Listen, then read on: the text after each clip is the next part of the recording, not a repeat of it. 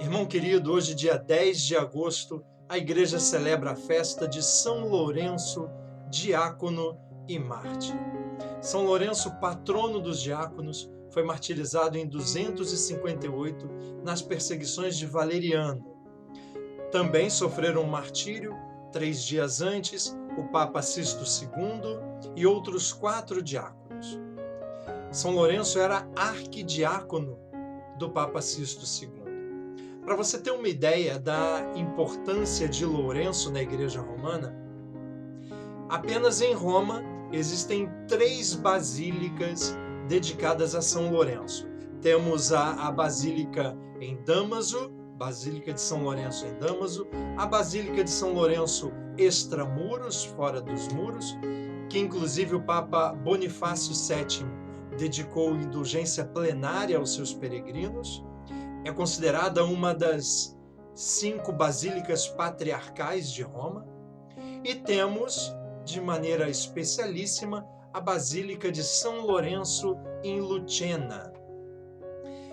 Segundo a tradição, ali estão seus restos mortais e também parte da grelha onde São Lourenço teria sofrido seu martírio, né? Para você ter uma ideia do quão importante isso significa, né?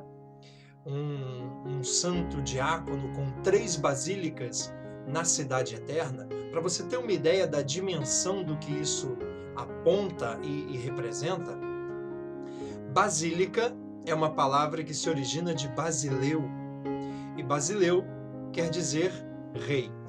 Não é propriamente a casa do rei ou do imperador, mas é, segundo a cultura helenística e romana, o lugar onde o rei dispensa os seus favores. Então, o basileu, a basílica, como a casa do rei, é o lugar onde se reúnem comerciantes, onde acorre o povo, onde se encontram políticos, pessoas importantes, e ali o rei dispensa os seus favores. Esse lugar é, então, tanto a casa do rei como a casa do povo, lugar onde se realizam os serviços públicos. Portanto, é chamado também de liturgia, o que se realizava na casa do rei. E os seus servidores eram chamados de liturgos. A Basílica de São Lourenço, em Lucena, é um lugar importantíssimo, historicamente importante. Ali teria existido um templo pagão, a deusa Juno, e os cristãos, na virada do século I para o II, teriam adquirido aquela propriedade. Portanto, ali teriam vivido alguns papas. Alexandre I, por exemplo, que governou a igreja de 105 a 115, teria escolhido Lucena como sua moradia. Em 366, o povo de Roma teria eleito o Papa São Damaso, ali em Lucena. E foi também em Lucena que o Papa Sisto II residia e que São Lourenço atuava como arquidiácono. O arquidiácono era o primeiro dos diáconos e, dentre os membros do clero, era a figura de maior proximidade do bispo. Ele era responsável pelos bens eclesiásticos, pelos donativos aos pobres, também pelos cemitérios, pelos vasos sagrados. Era uma figura relevante dentro da diocese, tanto por guardar os bens da igreja e administrar os bens da igreja, por cuidar dos pobres, como também para além dos muros da igreja. Ele era muitas vezes núncio do seu bispo, representante do seu bispo em assuntos políticos. Um dado histórico bem interessante é que os arquidiáconos quase sempre eram sucessores dos seus bispos. Isso se deve a uma prática antiga que não existe mais desde o ano 950, com a instituição do Código Romano Germânico, que vai acabar com o que hoje nós chamamos de ordenações per saltum. O que é ordenação per saltum? Você não precisava, para ser bispo, ser necessariamente padre, e nem precisava, para ser padre, ter passado pelo diaconato. Por isso o nome ordenação per saltum. Você poderia ser diácono sem nunca ter sido padre e tornar-se bispo, e você não precisava, para ser presbítero, padre, portanto, ter sido ter sido diácono anteriormente. Eram vocações distintas a serviço do episcopo, e este, por sua vez, poderia ter sido tanto padre quanto diácono. Com o Código Romano Germânico de 950, exige-se então a ordenação per gradum, ou seja, para que você seja padre, você precisa passar pelo diaconato, e para que você seja bispo, você precisa ter passado tanto pelo presbiterato quanto pelo diaconato. Muitos diáconos, portanto, por estarem próximos ao seu bispo, eram considerados os mais elegíveis, e muitos foram os diáconos que se tornaram papas. Até o Código de 950, 33 diáconos foram eleitos papas, sem nunca terem sido padres. É o caso, por exemplo, de Sisto II, a quem o diácono Lourenço servia como arquidiácono. Pois bem, a história de Sisto II com seu arquidiácono Lourenço, ela é anterior ao seu papado. Sisto II ele era diácono e evangelizava na região de Huesca, ali nas proximidades da região, onde ele conheceu a família de Lourenço. Lourenço, segundo a tradição ossense, já era diácono, e sua família profundamente cristã, seu pai, São Orêncio, e sua mãe, Santa Prudência, criaram Lourenço dentro da fé. Inclusive, teria um outro filho, o Lourenço teria um irmão que teria sido padre. Existe um grande santo também na igreja de Huesca, que é São Vicente. São Vicente foi diácono da igreja de Saragoça, e pouca gente sabe, né? Mas São Vicente deu nome a uma das primeiras capitanias no Brasil, numa das capitanias que deu certo, inclusive. Que você tem duas grandes capitanias que deram certo no Brasil colonial, que é a de Pernambuco e a de São Vicente. Esse São Vicente era São Vicente diácono, São Vicente de Huesca, que seria sobrinho de São Lourenço. Pois bem, Sisto II, então, como diácono naquela região, conhece a família de Lourenço, uma família profundamente cristã, e convida Lourenço para ir com ele a Roma. Eles vão então para Roma e inicia-se a perseguição de Valeriano. Valeriano queria os bens da igreja. Não há uma perseguição de caráter religioso ou moral, mas apenas com fins econômicos. Será São Cipriano, numa das suas cartas, que diz isso. Relata muito bem o interesse de Valeriano nos bens, inclusive mandando que se matassem todos os padres, diáconos que se encontrassem e se apreendessem os bens da igreja. Nesse interim, Sisto II torna-se, portanto, Papa. E tornando-se Papa, ele faz de Lourenço seu arquidiácono.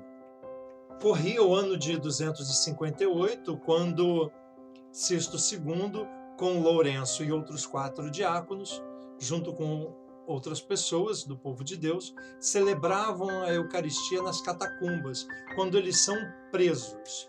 Aquela incursão foi chefiada por um centurião romano chamado Hipólito. Ele automaticamente prende Lourenço, conhecendo que ele era arquidiácono, prende Lourenço no seu calabouço, no calabouço do seu palácio, e vai decapitar Sisto II e os outros 4 diáconos. São Lourenço, então, ele fica nessa prisão úmida e escura, e lá ele conhece um outro preso que se chamava Lutilo. Lutilo, ele era cego, e Lourenço ali, naquela prisão, ele evangeliza Lutilo.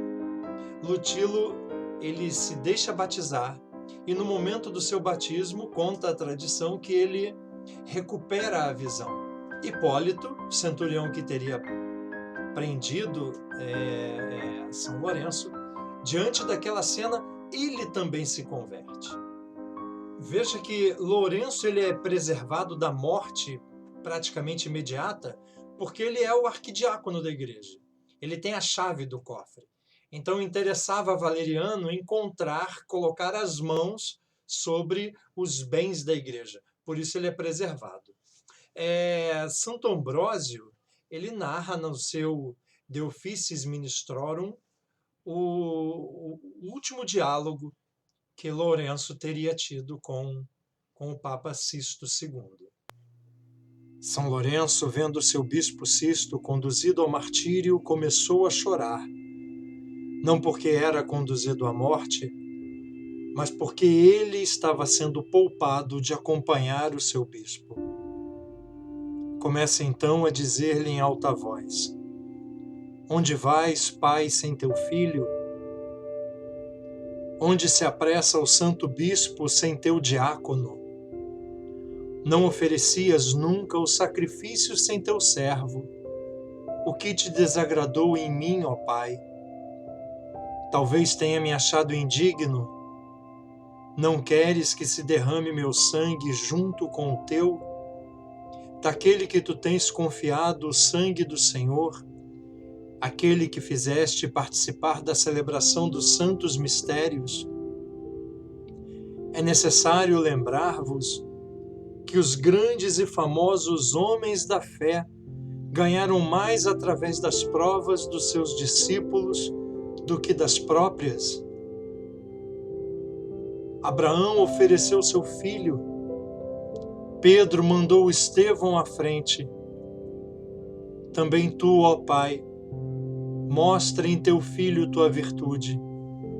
Oferece quem tu educaste para juntar-se a ti no prêmio eterno em gloriosa companhia. Então Sisto lhe responde: Não te deixo, não te abandono, ó filho. Provas mais difíceis te são reservadas. A nós, porque velhos, foi assinado o percurso de uma luta mais fácil. A ti, porque jovem, é designado um triunfo mais glorioso sobre o tirano. Logo verás. Pare de chorar. Em 3 dias me seguirás. E assim aconteceu que 3 dias depois, Lourenço era queimado sobre a grelha, enquanto zombava o tirano. Por não ter entregue os bens da igreja como Valeriano queria, dinheiros e bens materiais, mas ter apresentado os pobres e os enfermos da comunidade. São Lourenço conhece o martírio por sobre uma grelha. Irmão querido, eu gostaria de falar, sem me alongar por demais, de 3 curiosidades sobre São Lourenço.